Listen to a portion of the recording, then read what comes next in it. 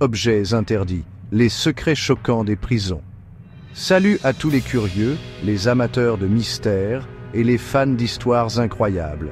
Aujourd'hui, on plonge dans l'univers impitoyable des prisons pour découvrir pourquoi des objets du quotidien que vous utilisez probablement sans y penser sont bannis derrière les barreaux. Stylos, chewing-gums, livres, lunettes. Ces objets anodins cachent un potentiel dangereux insoupçonné entre les mains de détenus ingénieux.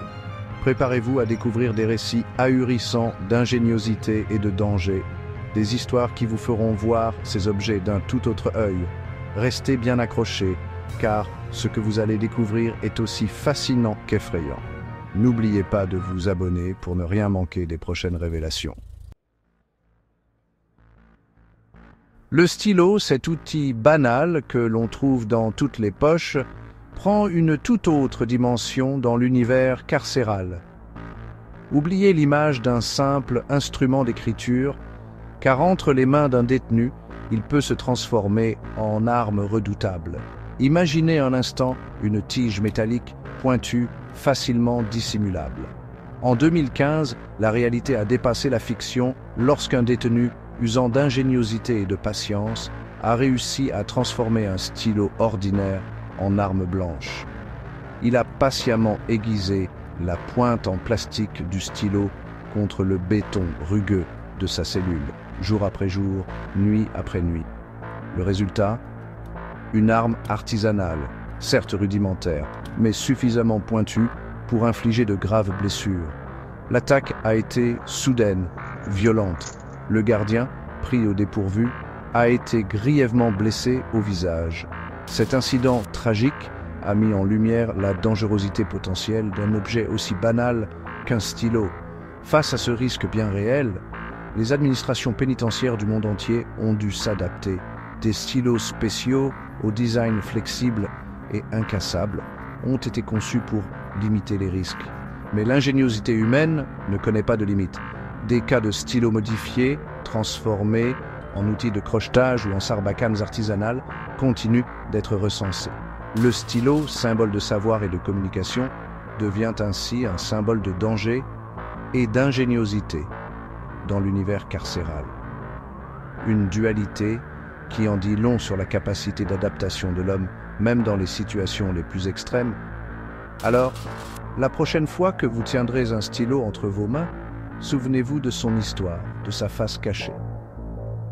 Un simple objet du quotidien peut se transformer en arme redoutable, une piqûre de rappel que la réalité dépasse souvent la fiction. Et dans l'univers impitoyable des prisons, la frontière entre l'ordinaire et le dangereux est parfois aussi fine que la pointe d'un stylo.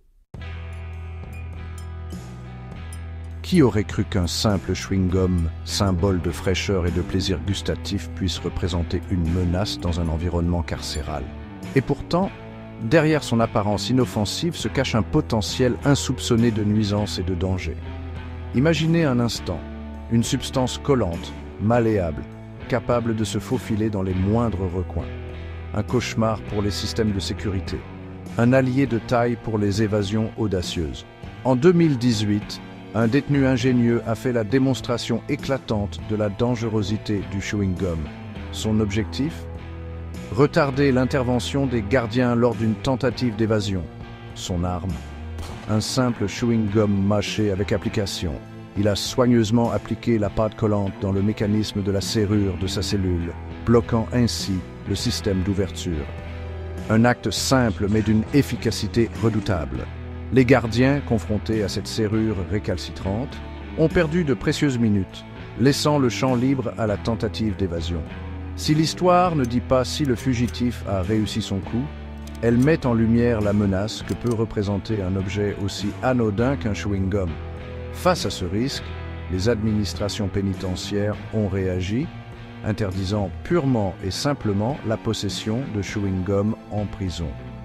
Car le chewing-gum, en plus de son utilisation pour saboter les serrures, peut également servir à colmater des conduits d'aération, à obstruer des canalisations, voire à envoyer des messages codés entre détenus. Une simple gomme à mâcher, transformée en outil de résistance et de danger.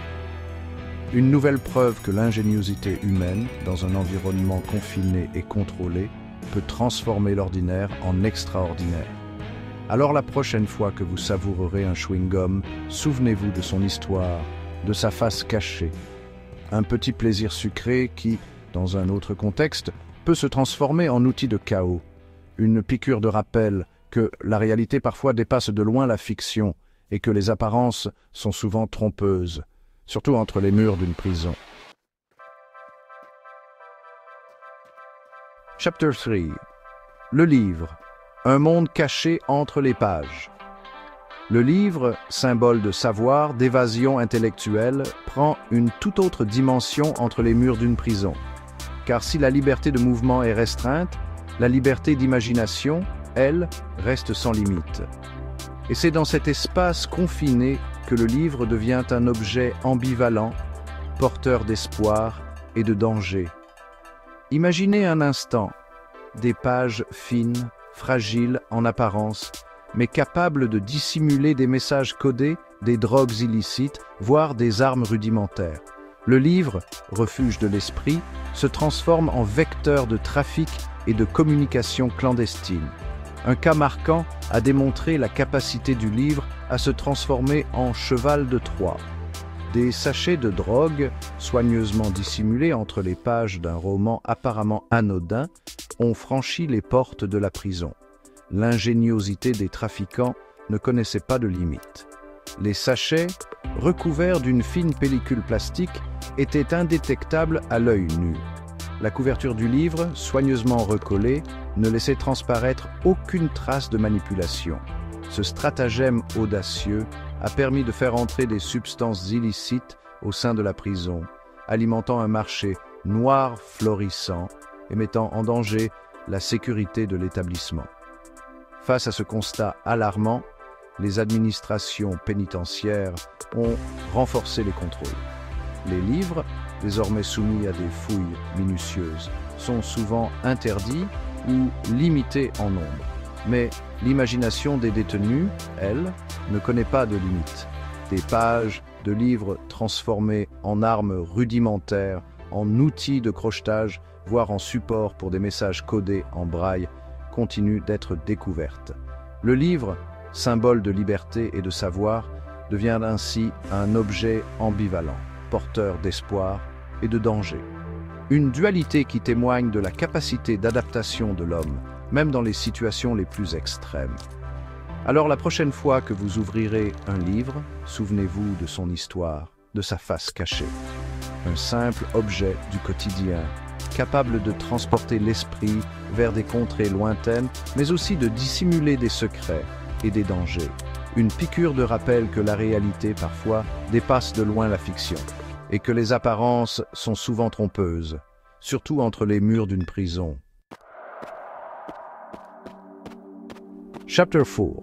Les lunettes au-delà de la correction visuelle.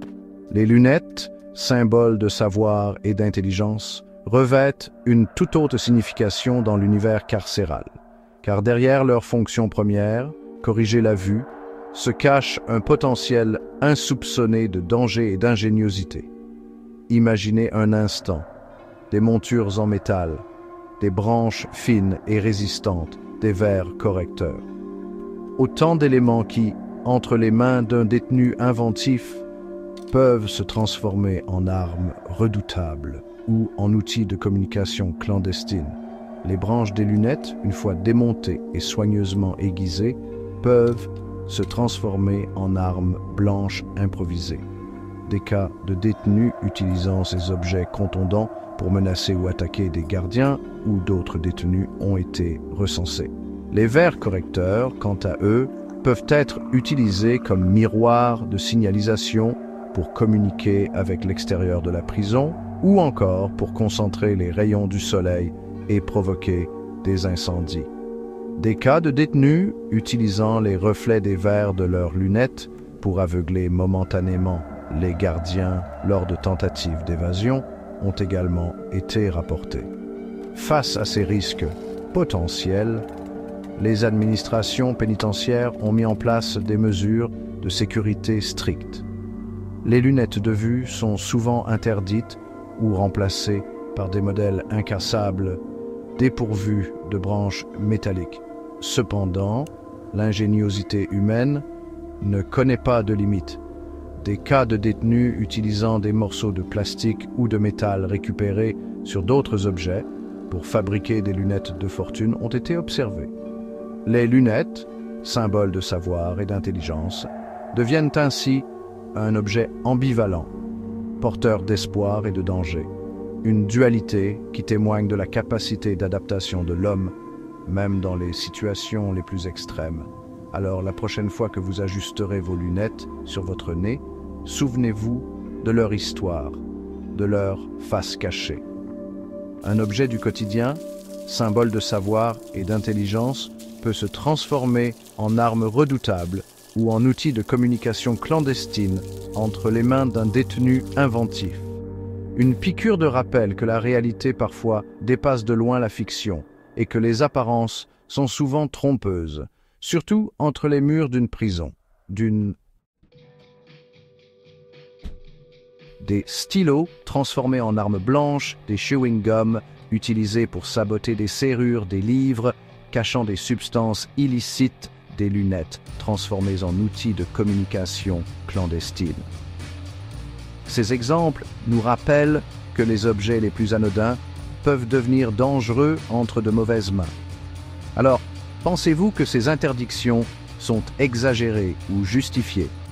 La sécurité des prisons justifie-t-elle de restreindre l'accès à des objets du quotidien? Le débat est ouvert. Abonnez-vous pour d'autres révélations surprenantes sur le monde secret des prisons. N'oubliez pas, la réalité est souvent plus étrange que la fiction, et les murs des prisons renferment bien des secrets.